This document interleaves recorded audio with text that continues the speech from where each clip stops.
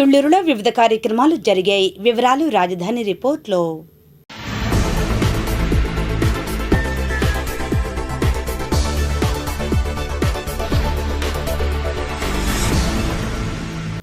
VIT AP విశ్వవిద్యాలయంలో 8వ వార్షికోత్సవ వేడుకలను శనివారం నిర్వహించారు. ఈ కార్యక్రమానికి ముఖ్య అతిథిగా కార్యదర్శి మానవ వనరుల అభివృద్ధి శాఖ కోన శశిధర్ హాజరయ్యారు. గౌరవ అతిథిగా విప్రో కంపెనీ ప్రతినిధి తిరునావుక్కరసు పళనియప్పన్ హాజరయ్యారు.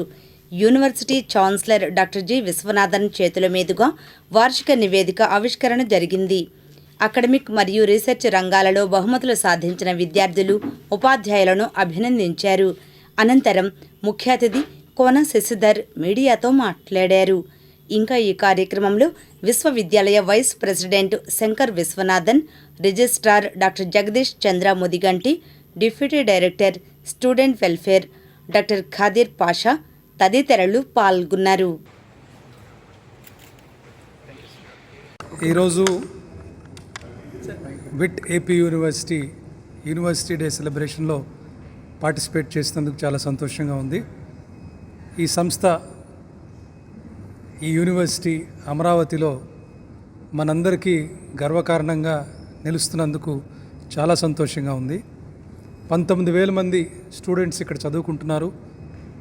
ఎంతో మంచి పేరు తెచ్చుకున్నారు. చక్కటి పబ్లికేషన్స్, మంచి ఇన్ఫ్రాస్ట్రక్చర్, పేటెంట్స్ కానివ్వండి, అకాడమిక్ స్టాండర్డ్స్ సెట్ చేయడం కానివ్వండి, కొత్త ట్రెండ్స్ సెట్ చేయడం కానివ్వండి, విఐటి ఏపీ అమరావతి చాలా బాగా చేస్తున్నందుకు సంతోషించాను. మరి అలాగే ఈరోజు బెస్ట్ అచీవర్స్కి అవార్డ్స్ ఇస్తూ మన ముఖ్యమంత్రి గారు,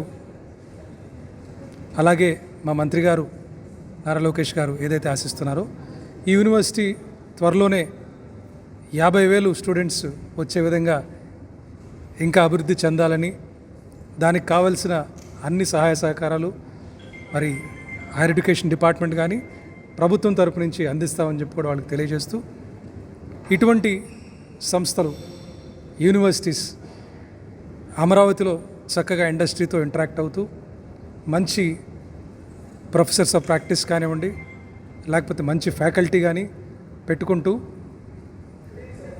చక్కటి